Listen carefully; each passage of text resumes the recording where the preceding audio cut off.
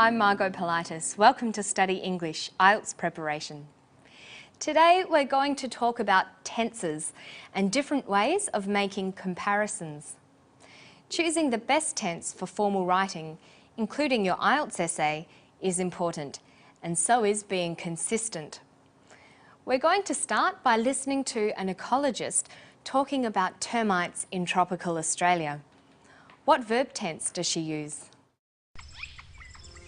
So this is another species of termite that we have here in the territory, and this species is Termites graveolus, and as you can tell it nests in trees, and their nests are nice and round around the higher branches of the tree, and then they build these little runways, what we call carton runways, that run all the way from the nest all the way down to the base of the tree. And the idea here is the termites just use them as shelter, so they're not exposed to predators and not exposed to the hot sun. So they travel down through these tunnels, and that allows them to access food resources on the ground.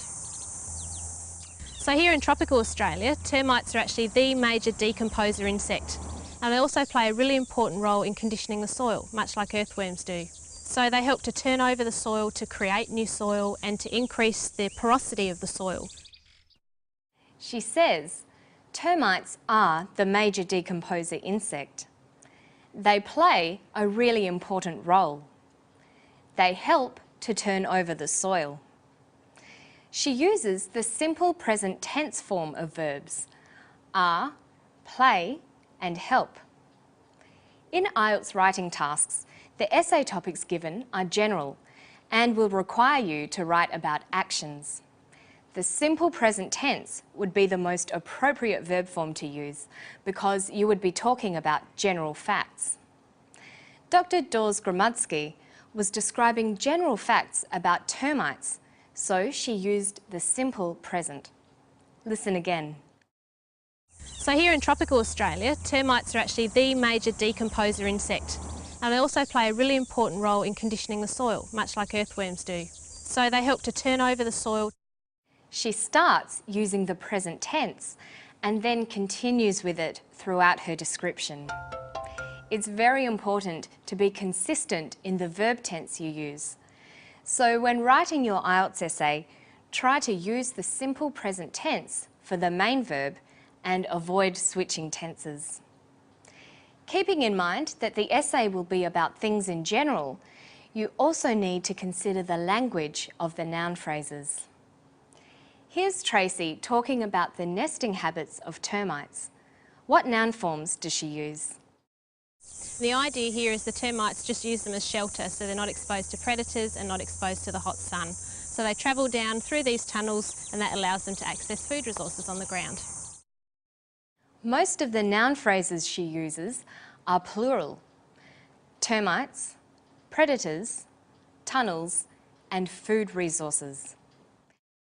She uses the plural for termites because she is talking about the species as a whole. The idea here is about the habits of termites in general, so the plural would be used.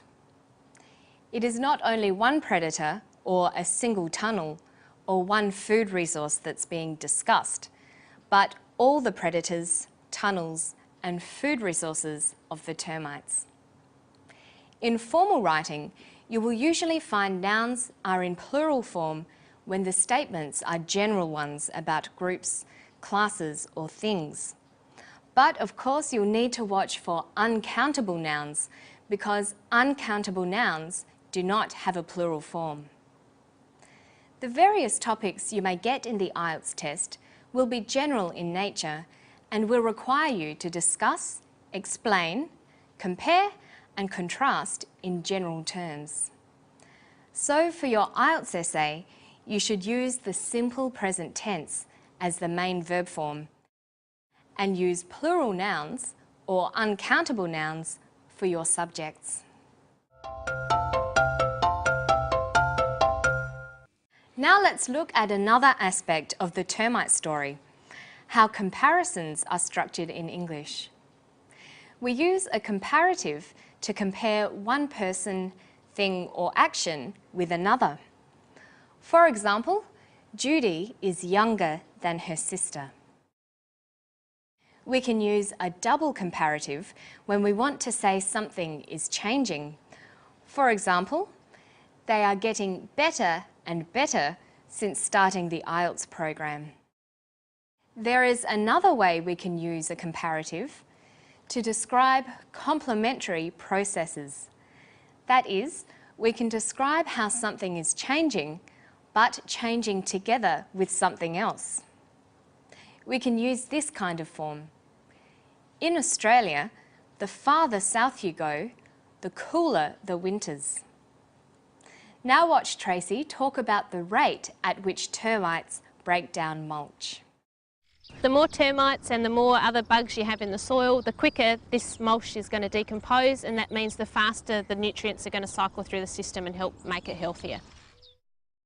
She says, the more termites and the more other bugs you have, the quicker this mulch is going to decompose and the faster the nutrients are going to cycle. She is comparing several things that are changing together. Let's see how the basic structure of a comparative expression like this works. The form is the plus the comparative plus the subject plus the verb. Tracy said, the quicker this mulch is going to decompose. Then, using exactly the same grammatical structure, she added the complementary statement. The faster the nutrients are going to cycle. Notice the symmetry of these statements. It makes it easier to remember and apply. Let's try another example. The older she gets, the happier she is. The older she gets, the happier she is. And another one. The harder I study, the more I learn. The harder I study, the more I learn. As with most languages, English users take shortcuts. For example, if someone asked me how I take my tea, I might say, the stronger, the better. The stronger my tea is, the better it will be. When the subject is understood in this context, you only need to state the comparison, leaving out the subject and verb. How would you like your haircut? The longer, the better. This is short for the longer my hair is, the better it will be. The short form is common with phrases ending in the better. When is your friend coming over? The sooner, the better. Do you like hot soup? The hotter, the better.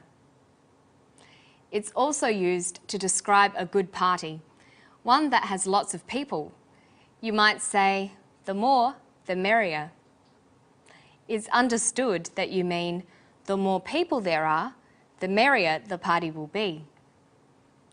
These phrases are examples of more complex comparative structures. Why not practice them with your friends? The sooner, the better. That's all for today. Let's review what we've learnt. We've talked about the IELTS essay task and using the simple present tense and plural nouns. Then we talked about making different kinds of comparisons, ones that described complementary processes. And don't forget that you can watch the story again and get more IELTS help when you visit our Study English website. I'll see you next time. Bye-bye.